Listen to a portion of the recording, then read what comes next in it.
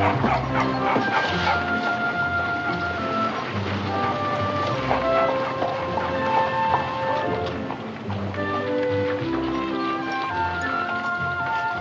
on, fly!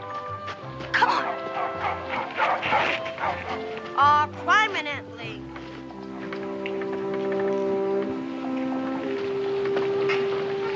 Hello, Israel. Hello, Mr. Franklin, sir. What are you trying to do, lad? Make electricity like you said.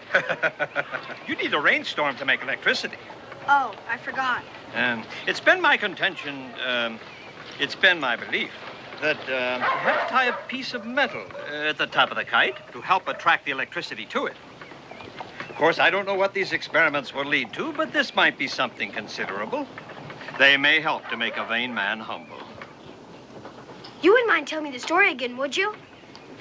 Well, if you think it bears repeating. Well, sure, if I'm supposed to make electricity.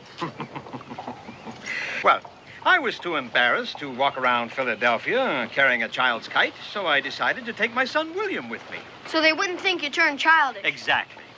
Well, we tied a piece of metal to the top of the kite, put a metal key at the bottom on the string, and off we went into the country. So people wouldn't think. People wouldn't think that I had turned... childish. Exactly. Well, in the rainstorm, the string got wet, and the electricity passed over it. The kite got up in the rain cloud. The electricity was attracted to the piece of metal. It came down through the string, touched the metal key at the bottom, and sparks. Exactly. As soon as it rains, can we make electricity? I don't see why not, Master Boone. Mr. Franklin, Mr. Franklin. Yes, Sally, yes? Oh, Mr. Franklin, the soldiers, they've come to the house. Calmly, Sally, calmly. Come along, children, come along.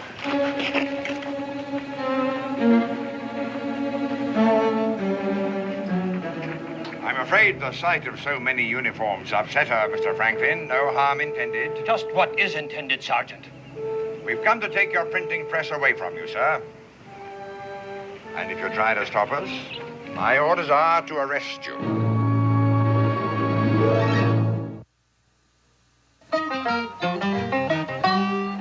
Daniel Boone was a man, yes, a big man, with an eye like an eagle and as tall as a mountain was he. Daniel Boone was a man, yes, a big man. He was brave, he was fearless, and as tough as a mighty oak tree. From the coonskin cap on the top of old Dan to the heel of his rawhide shoe, the rippin'est, roaring'est, fighting'est man the frontier ever knew. Daniel Boone was a man, just a big man, and he fought for America to make all Americans free. Daniel Boone. And furthermore, for printing and causing to be circulated in and around the colony of Pennsylvania such seditious, inflammatory, and rebellious pamphlets, it is the decision of the colonial governor that His Majesty's troops shall be directed to confiscate said printing press until further notice. Signed, the Honorable William Denny, His Majesty's Governor of Pennsylvania. You know, Sergeant, if Your Majesty continues to treat us as treacherous, conspiring rebels, he may prove himself to be right. I'm only doing my job, sir. Yes, of course you are. Hey, you watch where you're going. All right, get this wagon rolling. Now, Daniel, you heard, eh? Yep. Hey, Paul, where's Cully and Walt? And the others? The wagon and supplies. Well, we can't get them without English pounds. They stopped me at the warehouse. Said there's a new law. You can't buy any supplies with furs or anything unless you use their currency. What? No pounds, no supplies. What are we going to do, Paul? Do? I'll tell you what we're going to do, young sir. We're going to sit down and think this thing through. Now, this has been a very bad day for both of us, Daniel. In fact, the only encouraging thing about it is the ham that you've brought for dinner. Well, many a meal has been lost for want of meat. Come along, son. Come along.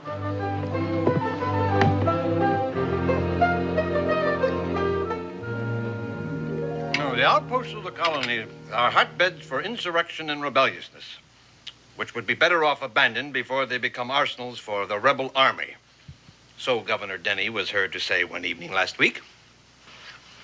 I presume that's what was on the governor's mind when he ordered His Majesty's warehouses to accept only British pounds for supplies. They mean to starve us out, to force us out. Yes. Yes, very much so. But why, Pa? Well, Israel, I reckon they're afraid we're against them. Well, it's utterly ridiculous, you see. Because on one hand, England won't permit us to manufacture the goods we need for ourselves, and... Why not, sir? Well, because they want us to use the goods that they manufacture. Which we'd be more than happy to buy. Yes. Yes, we would. Well, I wish there was some way I could help you, Daniel. I understand. You could help me a great deal if you would permit Israel to stay with you a couple of days. Well, I'd be delighted to, of course. But what will you do, Daniel? People are waiting for those supplies. Yes. Yes, of course they are. Of course. Well, it's getting quite past my bedtime. I presume you'll want to discuss your long journey with your son. Yes, sir, indeed I will. Now, you're sure about... Oh, no trouble. No trouble at all. It's a pleasure having him here, actually. Well, good night to you both. Good night, Doctor. Night, Doctor. Good night. Now, Israel, you're going to behave yourself, because Dr. Franklin is getting home. Yes, Pa. I'll be back before sundown tomorrow. Pa, isn't this a wonderful house? I mean, there's so many rooms and windows and everything. Yes, it does make our cabin look a mite plain and simple. I didn't mean that. I know. Why don't you and I get a little sleep? All right.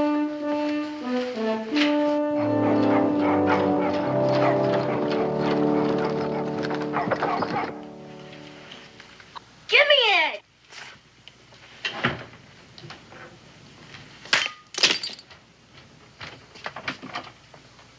Mr. Boone, please, I must do my work. But we're your Hey? guests. Mr. Franklin, sir. Well, accidents will happen, eh? No matter. I'm sorry, sir. You can deduct it from my wages. But it was my fault, sir. I have to do my chores. Chores? He thinks he has to do chores, sir, like a servant or something. I've tried to tell him he and his father were your guests, and... No matter. I have to do my chores. You see, sir, that's how all this happened. We was fighting over who does the cleaning of the china. She's right, Master Boone. You and your father are my guests here, you know. I know. We've been other people's guests before. I know all about that. We've had people guest at our house, too. Lots of times, more than I can count. We have. You can ask anybody. Anyways, we're your guests, and I have to do my chores. That's just the way it is. You gotta help out the people who help you with your food and lodging. I see. It's just good manners, my ma says. Everyone does chores for them who help out with the food and lodging where I come from. Understand? Yeah, she understands, Master Boone, and so do I. We all know that people from the southern colonies have a reputation for good manners. It's all right, Sally. It's all right. Yes, sir. Well, young Master Boone, let's see if we can find some work. I mean, chores for you to do, eh? Good. What are they?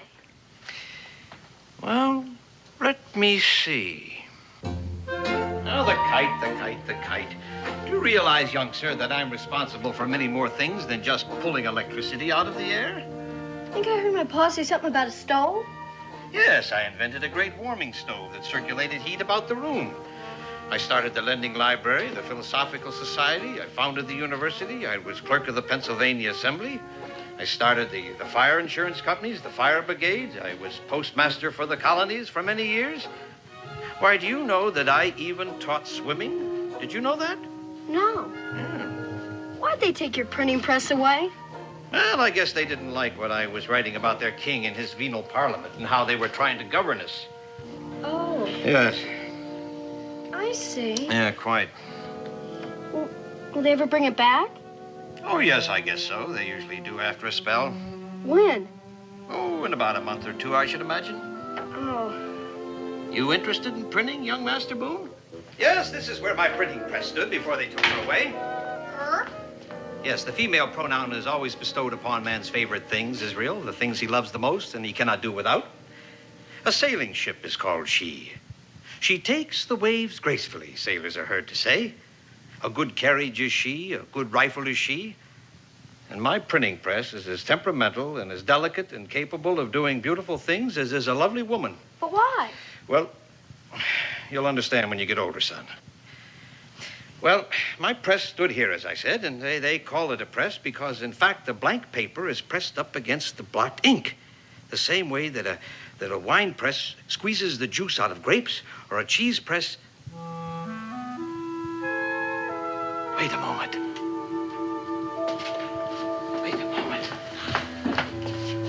My printing press works the same way that this cheese press works.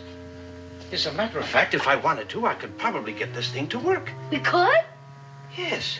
It would take a little fixing, of course. Well, the cheese press doesn't come down low enough, but we could put wooden blocks in here to raise it up, and then the type would be locked in. We could slip a piece of metal between the paper and the type. We would have a uniform impression, and therefore we could print. You could?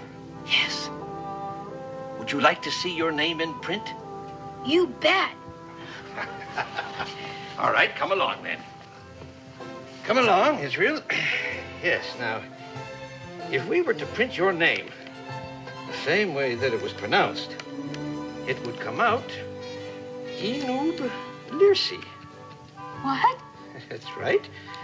If we were to print your name the way that it was actually spelled, it would be Enub Lirsi. Enub Lirsi? But you spelled my name upside down and backwards, too. Upside down and backwards. Come around and look. Oh, I see. Now my name is spelled right. And you have to put everything, all the letters and words, upside down and backwards before you can print them? Everything. Can you really get that to work like a printing press? Yes, I think so. With a little ingenuity, which in all immodesty I admit to having. Could you please, I'd consider it a big favor, print my name on a piece of paper? You see, I've never seen my name printed before. I'd keep it forever and I'd take it wherever I go. Well... You can't really get it to work, can you? Yes. Yes, I think I can, young man, but the insurmountable problem is that we have no ink. No ink? No ink. You saw the soldiers pouring the ink out of the bottles when they took away the printing press. Yes, but, can't you just go to a store and buy some? No, the ink comes from England, and they keep it under lock and key. And they give it only to printers who promise not to print rebellious or seditious pamphlets. Oh. I've been experimenting with several recipes for ink, but unfortunately, I've not been very successful. I've tried everything, but nothing seems to work. The ink isn't black enough. I've used rainwater and alum, gum arabic, sugar, logwood chips. I've boiled it and strained it, but nothing seems to work. It doesn't hold the paper. The black just seems to fade away. Oh. I've tried everything, Israel, everything. Tapwood roots, powdered rocks, certain kinds of earth, but... It all fades away. Yes. I guess I better get back with my chores. I'm sorry, Master Boone. That's all right, Mr. Franklin, sir. Pa! Pedro, you been behaving yourself? Yes, Pa, honest. That's good. I'd like to talk with Dr. Franklin. Yes, Pa. Well, have you devised a plan? We've arranged for a fire. A fire? There's a wreck of an old hull tied alongside the wharf right next to one of His Majesty's schooners. While the guards are trying to put out the fire, we'll be loading a wagon. We have a fair chance of making it. Do you realize how many garrisons of troops there are between here and the Cumberland Gap, Daniel? Yes, I do, and we'll have to take the long way around. Of course, we'll just be traveling at night. It sounds risky to me, Daniel. Very risky indeed. Once we have the wagon loaded, the men are on their way, I'll come back for Risswell. Getting those supplies out of here and taking them past the guards is a very dangerous plan, Daniel. Well, if there's some other way to do it, Dr. Franklin, I'll do it.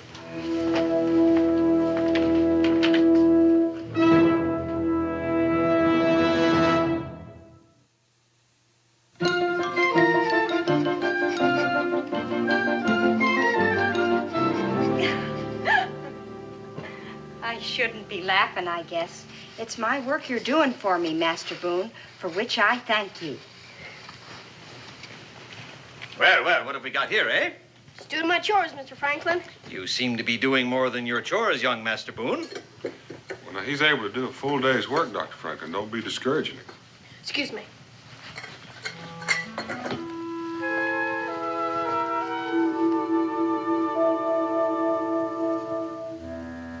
There's nothing so black as lamp black.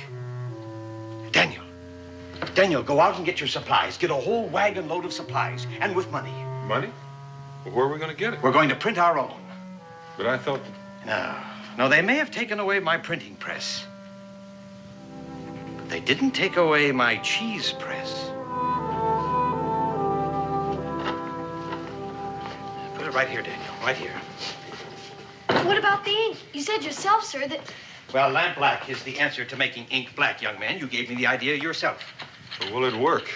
Well, I believe so. I don't think there's any reason why it shouldn't. Dr. Franklin, you said those supplies were for British citizens only, and important ones at that. Yes, well, as long as I'm counterfeiting money, I may as well counterfeit papers for you, too, to identify you as the steward and the purchasing agent for the estate of the Earl of Norwich, a kindly English gentleman who lives some 40 miles south of the city. What does counterfeiting mean? Bogus, fake, made to look authentic, but in actuality, it's worth nothing. Now, Israel, I want you to gather all the lamps in the house and light them right away. Wouldn't it be strange if somebody walked in and saw the lamps lit and the sun's right overhead? Israel, do what Dr. Franklin said, and right away.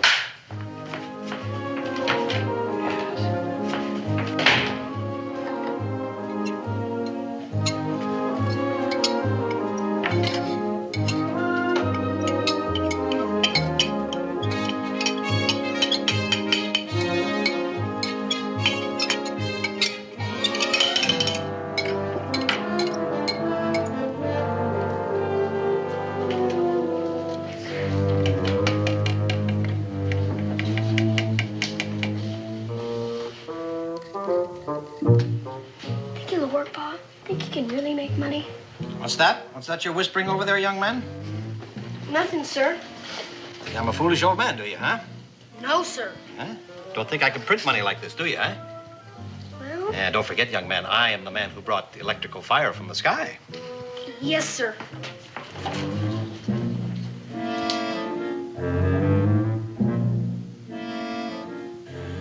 With all due respects, Dr. Franklin, I have my doubts. Daniel, I can hold my own with the best of those counterfeiters. When I first learned the printing and engraving business, I copied and copied and copied everything that I could get my hands on until I learned how it was all actually done. But the ink... It's beginning to look like ink. Well, I hope so. As a matter of fact, I'm always very enthusiastic about my discoveries until I discover that some of them don't actually work. I didn't want to dampen Israel's spirits. But several months ago, I hit upon the idea of using black beetles to color ink. People thought I was daft, of course. I sent Sally and her family out scouting all over Philadelphia, buying up all the black beetles they could find. I used several hundred of them. I must admit, I felt rather like a monster drowning all those poor black beetles for nothing.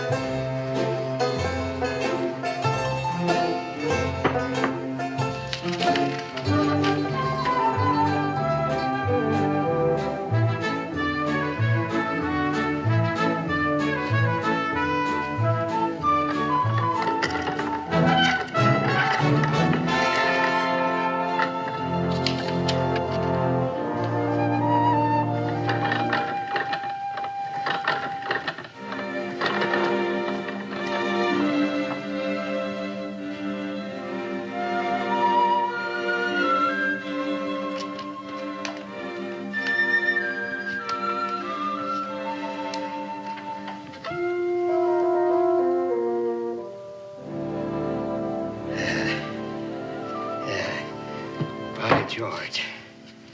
By George, if I were any younger, I'd have quite a career as a counterfeiter. It's perfect to me. How many are you going to make? How many do you want?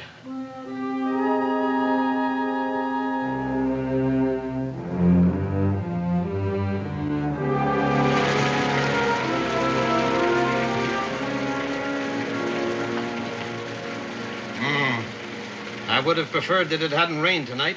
Might prevent this ink from drying quickly. Well, I'm sure they'll dry just fine.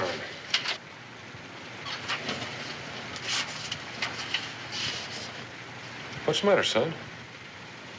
Nothing, Pa. Oh, just hungry, I'll wager. Say, did I tell you about all the work, I mean chores, that your young man did for me here today? Yes, sir, you did.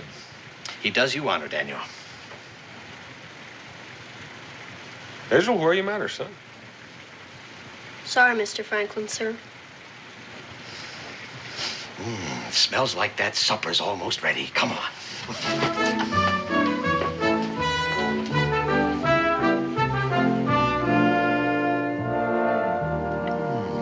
Delightfully savory, this smoked ham from your part of the country, Daniel. I shall make it last indefinitely. Yes, indeed.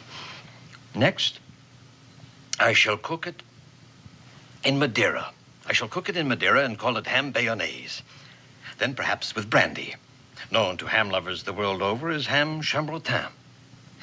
Then perhaps with braised sauerkraut, sausages, and potatoes. And I shall call it ham à la saucienne. And then finally,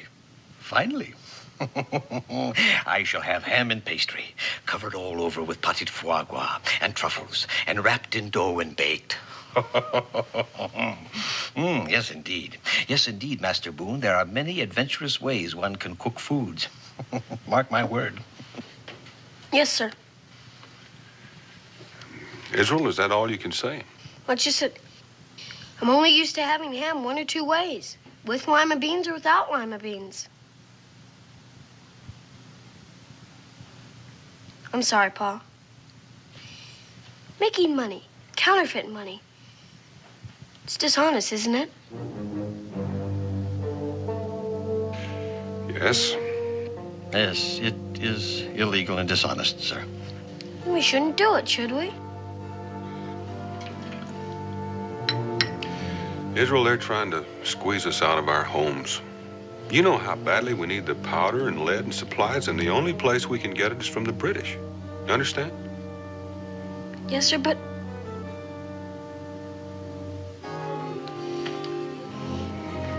I'm sorry, but you always told me never to do anything if it was dishonest. Son, it is true, if I buy supplies with counterfeit money, that I will be cheating the British Army out of money.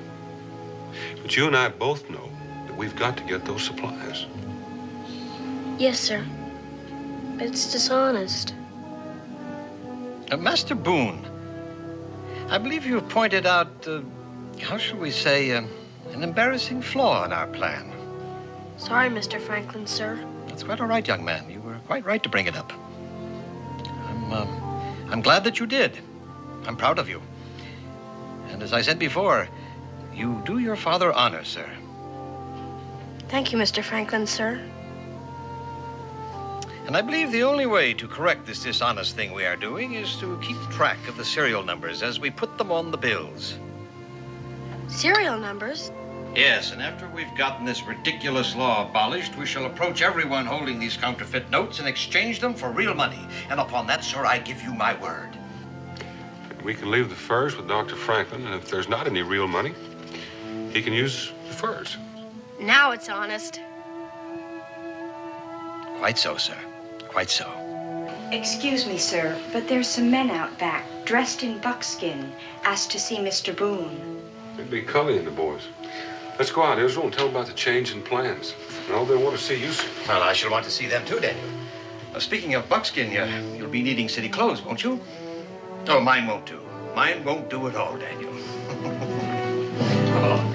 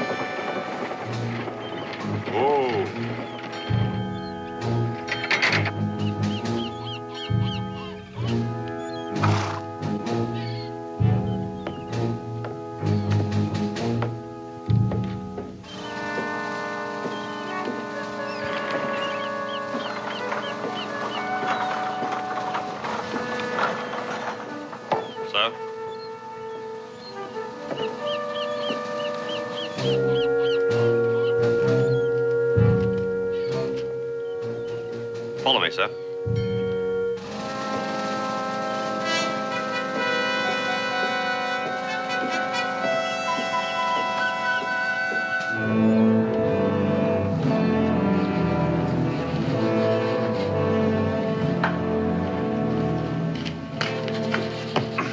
Begging your pardon, Quartermaster. Quite proper, quite proper.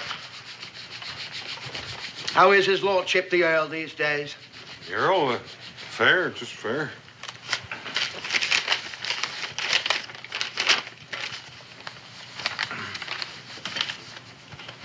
Now, what's this? 10 barrels of gunpowder? What's his lordship going to do, blow up the old south of Pennsylvania? What does he need with all that powder? Oh, tree stumps. The meadows are full of stumps, and the Earl told me to blast them out, and blast them out I will. But that takes powder, and lots of it. I see. You'd better inform His Majesty's troops in your village what you're going to do, so they don't think you've started a war. I'll do just that. Good. I'll try to get you loaded up in time to leave first thing in the morning. Well, with all due respect, Quartermaster, I have to be back tomorrow midday at the latest. Those were my orders. I don't mind helping your men load my wagon, but we have to do it now. Now? Well, that's terribly inconvenient, Mr. Wharton. That's most inconvenient. You see, there's a bloody inspection here today. Captain Thurlow takes a fit, he does, if this place isn't looking neat and tidy. And if I were to take my men away from the cleaning to fill your order. Well, I wish I could wait, but I can't. Perhaps if I spoke to Captain Thurlow. I've heard the Earl speak of him many times. Oh, no. No, sir, that won't be necessary. No, we'll have your order filled on the double. Smythe! I'll just figure out your charges, sir, and we'll have the wagon loaded in a shake. Smythe, where are you, man? Sir? Here, have this order filled at once for Lord Norwich's man here. Yes, sir. My wagon is right out in front. Yes, sir. Well, that's all, Smythe. That's all. Be off, man. Tilson, that's enough. Go give them a hand with the order. Yes, sir. Would you like a sweet, sir? Oh, no, thank you, Quartermaster. Why don't you sit down, sir? It will take them a little while, of course, to get the wagon loaded. Well, thank you, but I should go out and see if the wagon is loaded properly. It's a long trip, especially at night. Oh, right you are, sir. That's a much better idea, quite. I'll be back in to pay after the wagon is loaded. Fine, sir. Right you are, sir.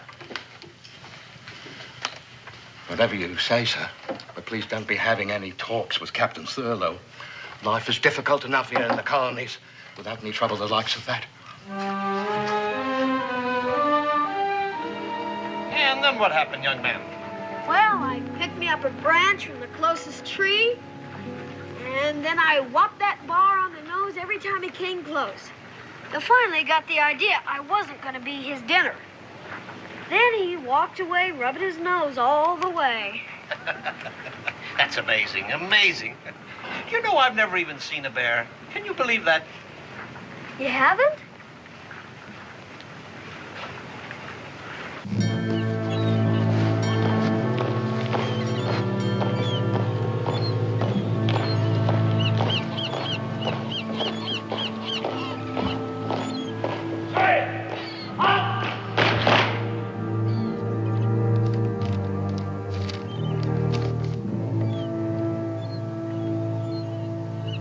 Mr. Wharton? Mr. Wharton, sir. The bill for your supplies. Quartermaster Owens has it all prepared. Yeah, sure.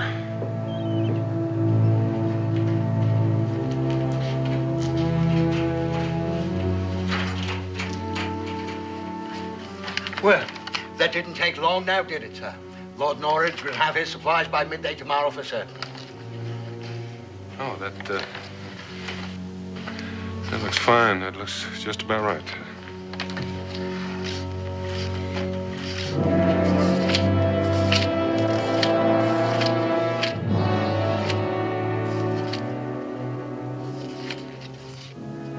Thank you, sir.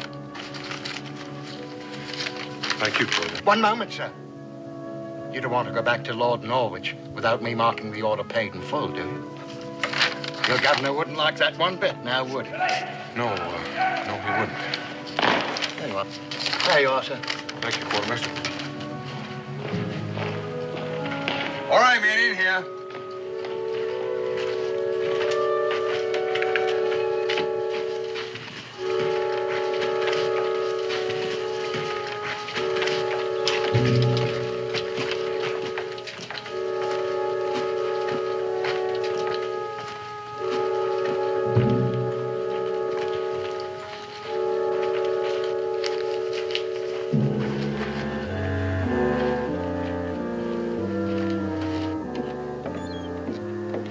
Mr. Wharton, stop!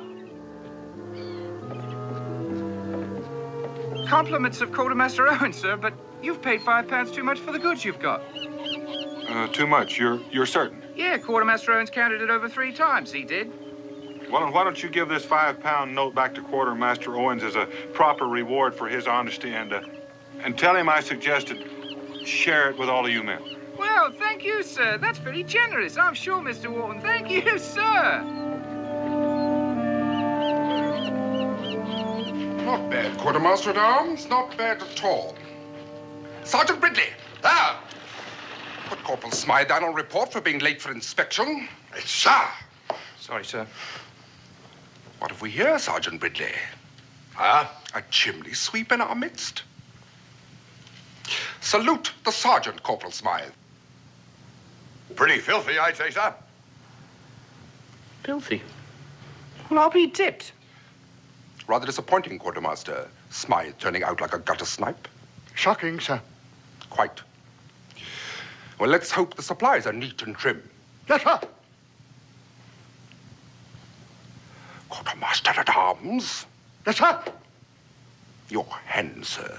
It's filthier than Smythe's. I can't believe my eyes, sir. I can't believe my eyes either, sir. It seems that you two have had your hands in the same chimney. What have you touched that I have, too? Nothing, sir. Except What's this? Mr. Wharton insisted I give it back to you. Mr. Wharton? The steward of your friend, sir, Lord Norwich. Lord Norwich's steward's name is Browley, not Wharton. Fresh, homemade 5-pounders, Quartermaster. Oh, that can't be, sir. Mr. Wharton's. Get me the cash box, Smythe. I told you Lord Norwich's steward's name is Browley. Who's this fellow you keep calling Wharton? I told you, sir. Sergeant Ridley. You saw him. The tall fellow. He was leaving just as you came in. Yes, the tall man. Yes, I've seen him before, somewhere, sir. That man gave me counterfeit money for the supply, sir. Counterfeiting the king's money is a hanging offense, Quartermaster Owens. Smythe, take 5 men, run down that man who stole the king's supplies with counterfeit money. You know what he looks like. Yes, sir. Go with them, Sergeant Ridley. Yes, sir. We can't have a counterfeiter roaming around the countryside with a wagon load of His Majesty's supplies now, can we, Quartermaster? No, sir. Dismiss the inspection. Yes, sir.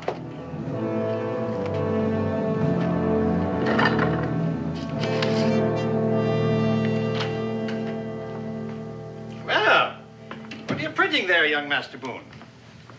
Begging your pardon, Mr. Franklin, sir, but you'd laugh. Oh? Well, you'd have the right to laugh, too. Very well. Very well, young man. I was only trying to be of some assistance. You know, sir, half the fun of printing is doing it yourself. I understand, son. If my youngest son, Francis, had lived, he would have probably have said the same thing. Sorry, sir. Guess I wasn't being very neighborly. Well, let's see what you've printed then. Ah, Israel is the best shot in Boonesboro, eh? I told you, stupid. No, not at all, not at all. It's a marvelous beginning, actually. Shows boldness, a certain immodesty, a quality which is very much admired in the communities and the frontier like Boonesboro. Thank you, sir. You miss your home, do you? Yes, sir. Well, I understand. But you know, it's quite wonderful here in Philadelphia, Israel. All the great ships tying up at the wharves, and people from all the different countries of the world. Well, you'll be home soon, son. You'll be home soon.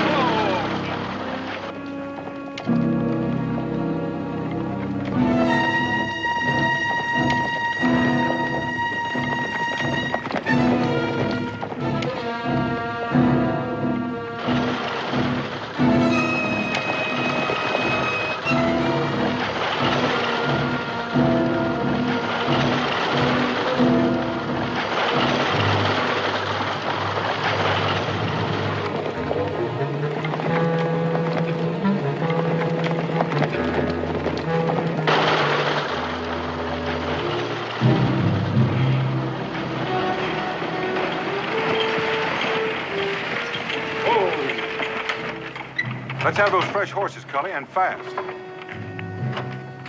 We just about gave you up. Oh, it's all there, Cully. Looks like these horses have been running away from something. You don't say.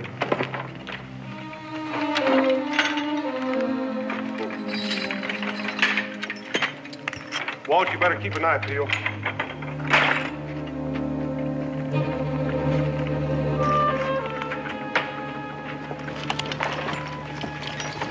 You got a barrel full of soldiers on your tail, Dan?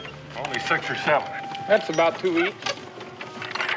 Not this time, because you're going to be hightailing it through the Cumberland Gap.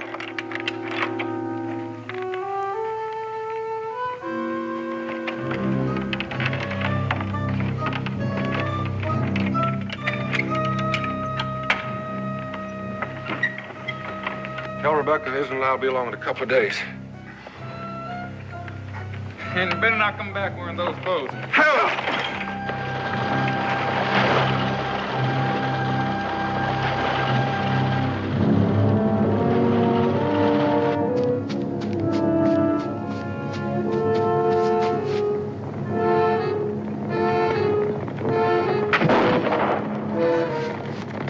There he is!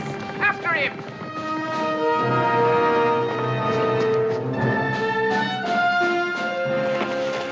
That's him, all right. What about the wagon? It must have broken down somewhere. We'll see it better in daylight. You can't get the horses through that thicket. Then we'll follow on foot. Dismount. Two of you stay here, look after the horses. The rest of you, sit down, get out for him.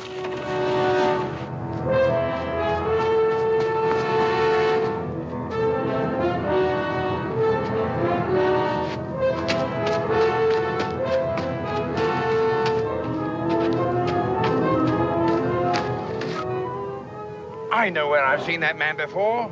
At Benjamin Franklin's house. He's a friend of Franklin's. I better tell Captain Turtle.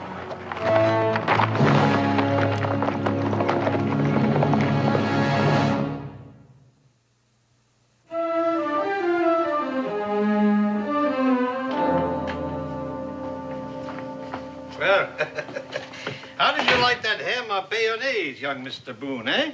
It's almost as good as with lima beans. Well, we'll clean up in here tomorrow, Israel.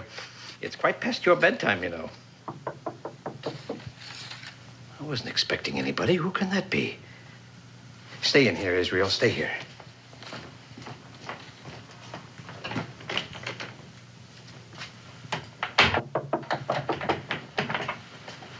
Answer the door, Sally. Yes, sir.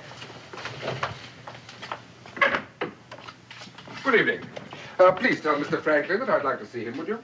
Tell him yourself, Captain. Quite. Sergeant Ridley, Sir. remain here and permit no one to leave the premises. Yes, sir. All right, you two, round to the back. Keep an eye on the back door. This young lady will show you the way, won't you? It's all right, Sally. It's all right. Yes, sir. Come along, Captain.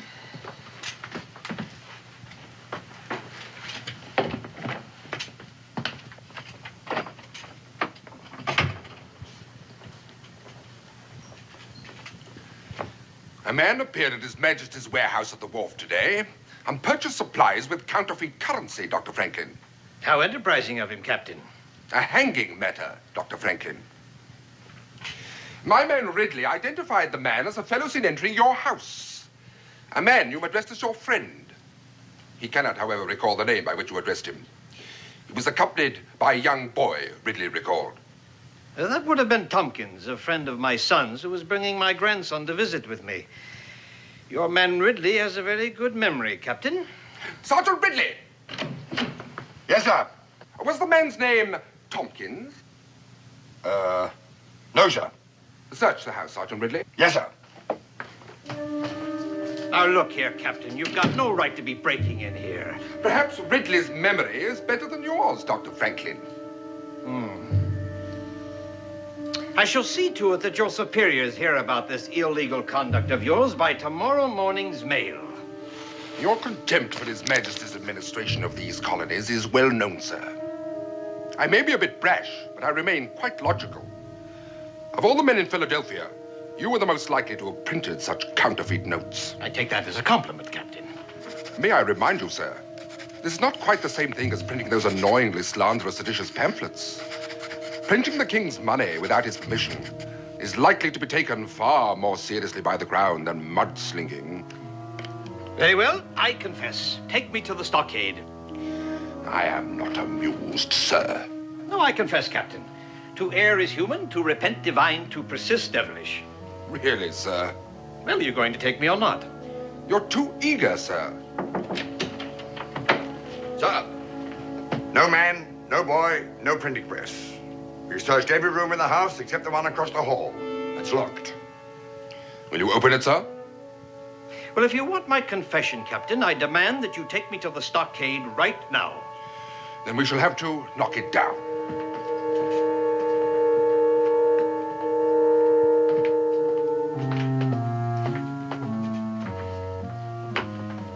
I will confess to counterfeiting those notes, Captain, only to Governor Denny himself. What are you trying to hide in here, sir? Nothing, sir. That is my workroom where I do my experiments. Sergeant Ridley's memory is so good, perhaps he can describe it to you. Will you or will you not open it, sir? If you forcibly enter that room, I will confess to nothing. Do you actually expect me to believe that you will confess? Really, sir, I've read your pamphlets. I wouldn't for a minute allow you to attempt any of your tricks on me. Knock it down. There.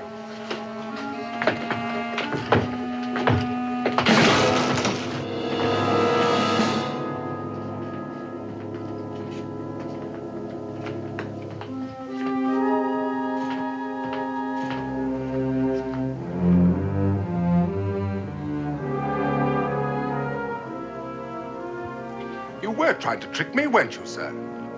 Into a false arrest without evidence. Could have forced me to resign my commission, sir. Yes, Captain. I should probably have had a full account of it published in the London newspapers. It's such a sad commentary on the times, that seems to be the only amusement left to me today. I think it only fair to warn you, sir, that that day is not far off when crimes against the crown will be reason enough to silence the guilty parties permanently, regardless of their influence and popularity in high places. I take it that means you will return my printing press in time for me to have the honor of being the first man permanently silenced for my country?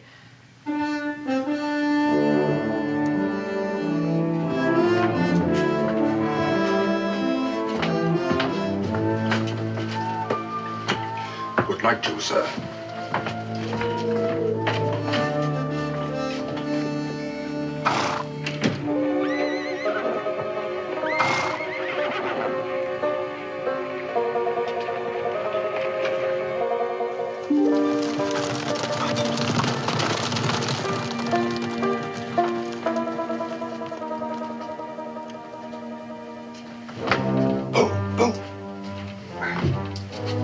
Well, they're gone. The supplies are on the way to Boonesboro. Excellent.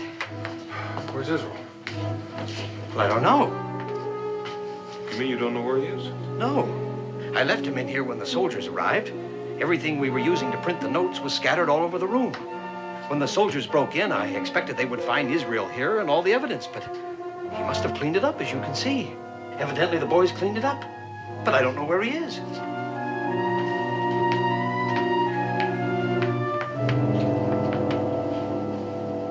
Israel?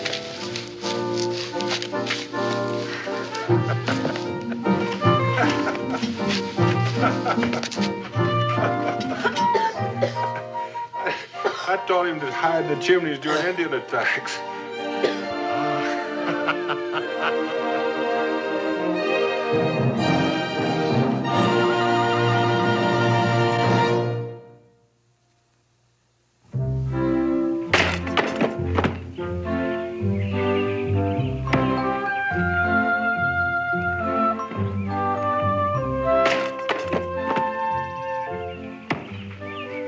This enough?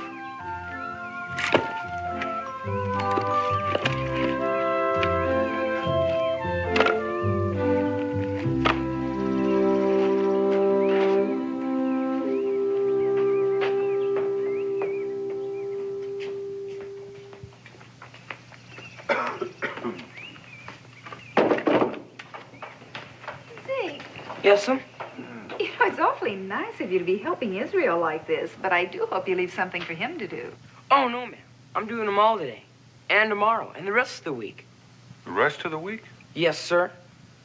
Say, it's very friendly of you to help Israel this way, especially after the disagreement you had, but... Well, why are you doing them, Zeke? Yes, why? For money. Money? What money?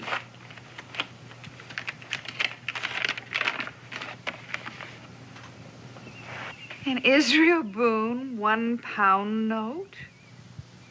It's signed with Benjamin Franklin and has a real serial number on it.